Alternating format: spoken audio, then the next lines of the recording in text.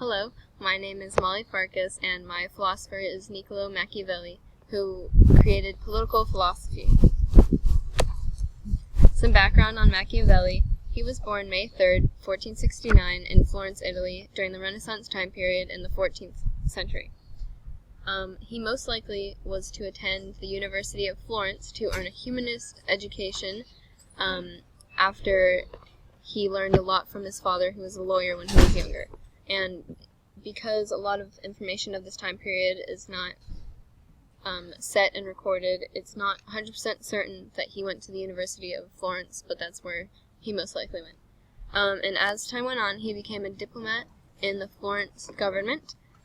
He was a clerk and then later an ambassador.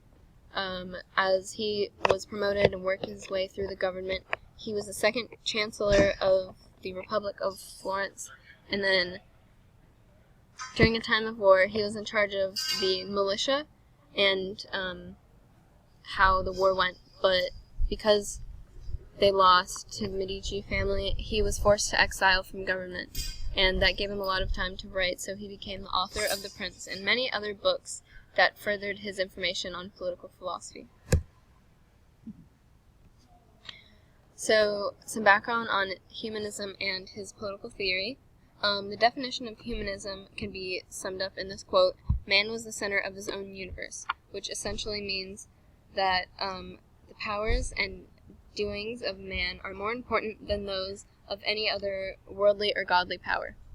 And humanism and humanist thought came about during the Renaissance period in Florence, Italy, so it was important for him and anyone else trying to change the way that things were thought of to have a basis that is humanism.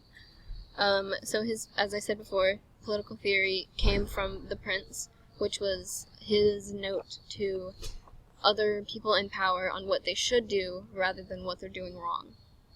And the whole book is basically how power is handed to those who use it well, or those who know how to get people to do things for them. He was against the thought at that time period that if rulers did well when they did good, they earned the right to be obeyed. So that just means it was thought of that if someone was a good person and did good things, that they should get everyone to follow them. But he believed that if you were able to have someone fear you rather than love you, if you couldn't have both, then it was important for them to follow you based on how you took charge. And he never thought of himself as a philosopher, but he was able to pave the way for others who did. So some feedback on his theory in the book itself. It was pretty contradictory to itself, and it happened in many ways he wrote about. He was described as Machiavellian, which means devious, shrewd, and slick.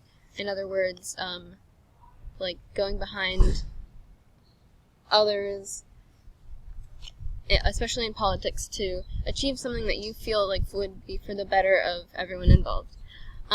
Throughout his book, because of his book, he was accused of atheism because he didn't believe in that time period's thought of what is good, which was based on the Christian thought of being a good person would achieve good things. He thought that if you were able to scare people and go behind others' backs, essentially to get things done, then that's how you would be able to become a good leader. And then his theory is basically alternate from the formal theory of ethics, especially at that time period, but it's sort of changed with the modern time. So, the impact of his philosophy on the modern day. So, a lot of articles said that it was basically the basis of all political theory, and paved the way for modern politics, as I said before. His book described a lot of modern republicanism for that time period, and just that how we view politicians as kind of a little bit sleazy and deceitful. That was basically what he thought of as the right way to wield power and get those to do things for you that you wanted to. And even though he didn't think of himself as a philosopher, others did and took what he said and started to change things for themselves. These are my resources. Thank you.